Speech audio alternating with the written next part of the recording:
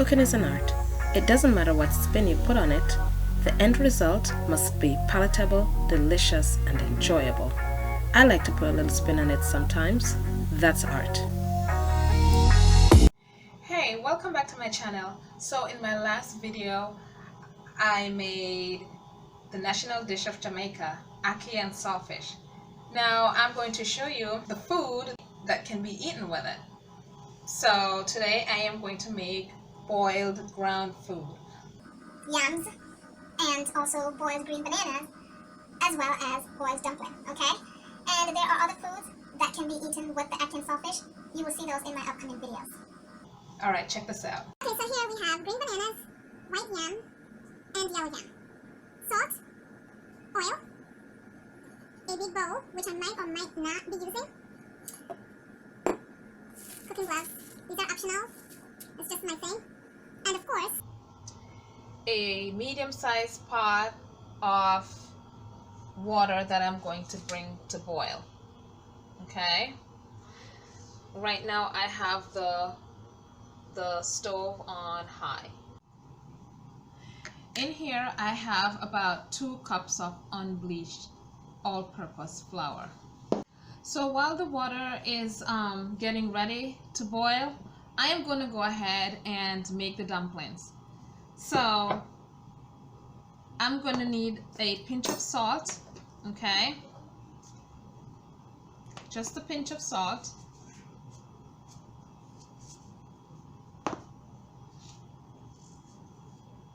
let's start off with a cup of water, okay? Because with dumplings, you have to, it's hard to like tell you the exact measurement for how much water you need to knead the flour. And you know, the amount of flour varies according to the amount of people that you're cooking for, or the amount of dumplings you want. So, you know, you're just gonna add water until you get a nice dough going, okay? So I have my pinch of salt in here. Honestly, I don't like to have my hands in flour. And I wear these gloves for 2 reasons. Number one, I usually keep long nails. Right now they're short, and even though they're short, I still feel like my hands are never clean enough to go into the flour itself. Even if I wash my hands, you know, thoroughly. So I use a spoon. I know. Many of you might start laughing at me about me, that Jamaican girl using a spoon to knead flour, but you know what? Now you know. Alright, so I'm going to mix the salt in. Alright. Now, if you use your hands, obviously use your fingers to, you know, blend it in. Like I said, I don't like to feel the flour on my hands. And number 2, I feel like germs are going to get in there. So I'm going to start adding the water, and you're not going to just pour the whole cup of water in all at one shot. You're going to gradually pour the water in, okay? So I pour like maybe a quarter of the cup. And this is a whole cup. This is a cup. So I pour just a quarter of it in, and I blend. And blend. And blend. And then I'm going to keep gradually pouring the water in.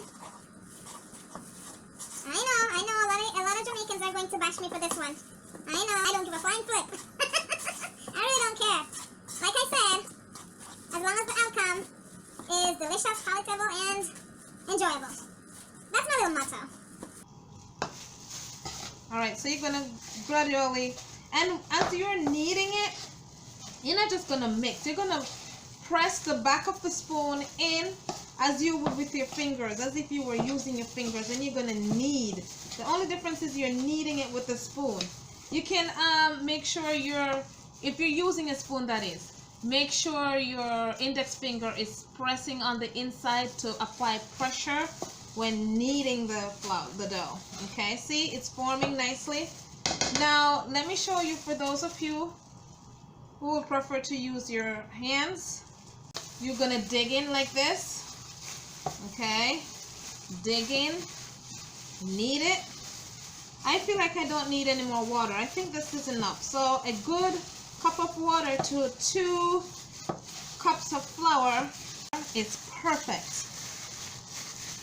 I just discovered that, because usually I don't, when I'm cooking, I really don't measure anything. I don't. Only when I'm baking. If I'm baking something, which you'll have some of those videos coming up, oh yeah, I measure everything. I toss the spoon aside now, so I guess it's okay because I'm wearing the gloves, but I really don't like to dig my bare hands in there. especially like I like to wear my nails nice and long. I'm not gonna be digging that long nails in flour. So you knead, press in, knead. Now and then bring it up for some air, pull it apart, let some air pass through it. See how nice that dough is? It's not too soft, it's not too hard, and you want to make sure that your dough is not lumpy. That's why I said you gradually, while you're applying the water in, gradually you're kneading it in, okay? See, this is a perfect dough. This is good. And this is just flour and water, you guys. No baking soda, no baking powder, no yeast, okay? Because this is going to be boiled into little dumplings, okay? Wow, this is perfecto. Look at this dough. Beautiful, isn't it? All right. So what I'm going to do is I'm going to, you can either use a cutting board and roll it out on your cutting board, or if you have a clean counter space, I would suggest that you put down like a parchment paper or something on it that help, you know, to just to make sure that you don't get any unwanted little things in there like dust or germs or whatever. Even though you might clean your countertop very nicely, but you just never know. And then you're going to make it into a worm or a snake. It's hard to do that while I have the plastic on. So I'm just going to remove these for a little bit. And I'm going to show you. Okay? My hands are still clean. They were in the gloves. Okay? And I'm just going to roll it out like so. Okay? Look at that snake going. I don't like snakes. I don't like... Okay, so I'm going to pinch this apart in little pieces like so. Okay? Depending on how big you want your dumpling. Some people like some big old waka dumpling. Some big old something. But I don't like my dumplings too big and wagga wagga. Sorry for those who do not understand patois.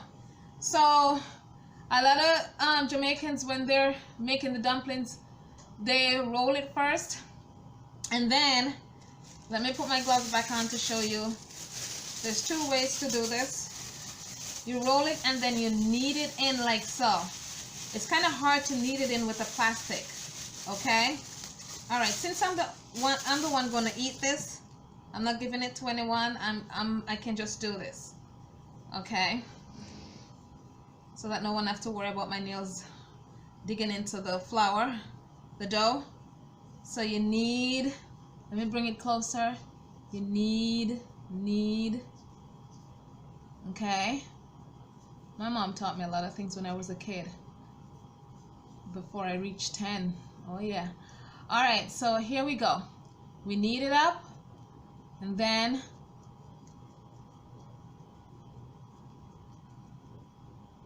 see that? Perfect. But this is the only one I'm going to make like this just to show you.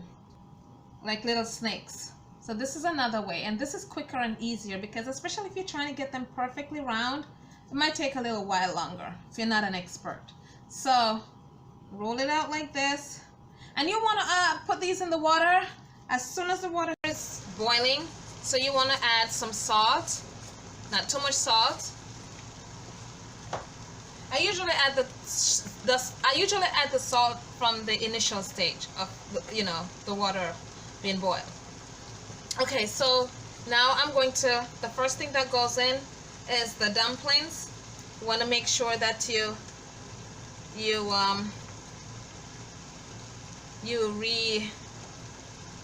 reshape them. Okay, and they go in first because this is dough, and you want this to cook thoroughly, because you don't want a belly ache, you don't want your belly to start hurt you. So you want to put these in first, and then we'll put the other food in. The bananas go next. Okay, so we're gonna put these in. I'm gonna bring the heat down to medium. Okay. Are you guys counting the dumplings? I want to know how much dumpling me I put in the pot. Don't. Trust me, some people used to sit on a fireside and watch that. How much dumpling are going in the pot. And then start count. Alright, so that's for the dumpling. Okay, so now for the bananas. Okay. These are already washed. So there's two ways. The way that I know how to do the bananas growing up is you peel it. First, you put a little oil on your hands. You oil your hands all the way around, over and under. And the purpose for doing this, because bananas carry a lot of stain, especially the very green ones. These might not, but just in case you're, you know, cooking bananas with fresh from the trees with a lot of stain. So this sort of helps the stain not to, helps your hand not to get stained. So you want to cut through, not all the way, but through. You can cut it all the way off. And then you're going to, let me bring it closer. Slice the skin, not the banana, just the skin, and you're going to cut in the bottom. And then you are going to go ahead and peel. Now these are not as green. See, these bananas are somewhat different from the ones back home. You peel like so. Okay. And I'm not worried about the dumpling getting cooked before these, because those take a little while, and that's why they go in the pot first, so that we can get these in. And usually I'll have everything ready, you know, but because I'm doing the video, it's kind of take a little turn to it today. All right, and you want to scrape the excessive things from the skin off. Yeah, I watched my mom do this as a kid growing up so many times, so I know. And then that's your banana. You can put it in whole, or you can slice it. Okay, and then you rinse it.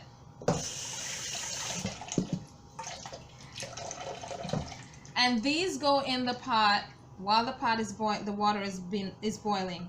And you don't want to put these down for too long, because they will change color and they start looking ugly. Okay, and you don't want that. So now we're going to put the bananas in. I tip a little bit of oil in the water, let me put it this way so that you can see. Just a little bit of oil in the water, because the stain from the food will stain your pot, and you don't want that to happen either. Okay, so a little bit of oil, maybe like a for this amount of water, this is like a medium pot, you want to put like a quarter teaspoon of water in there, or just use your judgment. Okay, and for the yams, now I just want to let you know that you have to be very careful with these. These are very itchy. If these get on your skin, oh my goodness, it's like you get poison ivy or cowitch. Okay, so that's why I wear these gloves when I am dealing with these yams, because they're no joke. So you can go ahead and use a vegetable peeler and peel these yams, or you can just use a small knife. Okay, let's see which one works better. Okay, the vegetable peeler is not working out for me, but it works out well for other stuff like carrots. So I'm going to go ahead and use a small knife. Okay, this is the white yam. You don't want to peel it too thick, because it's like you're wasting the yam, and I don't like to waste food like that.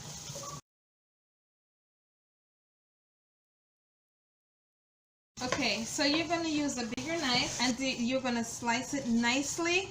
Not chamba it up, you know. You're going to slice it nicely. Okay? Nice, not too thick, not too thin. Nice and presentable, so that when you put it on the plate, you know, it looks very presentable. And it fell right in the dishwasher. Alright, and you're going to drop them in the water. See how beautiful they look in the water? Now we're going to add them to the boiling water. because they're softer than everything else. They'll cook faster. Nice and clean. You know why it's so nice and clean in this pot while it boils? Because of that little bit of oil that I tip in. Yes, it keeps your pot water, what we call pot water, nice and clean. You don't see any stains from the food around the rings of the pot or on the surface of the water. That's because the oil cuts that. All right? And you cook until the food is soft. Look how beautiful. Okay. See? Now we're ready to eat. And there it is, you guys. The dinner version of Ackee and Saltfish. If you've made it this far in the video, that means you enjoyed watching. Thank you so much. Please remember to hit the subscribe button, the notification bell, so that you can get notified at each upload. Also, please remember to share, hit that thumb up, and I will see you next time in my next upload. Stay safe.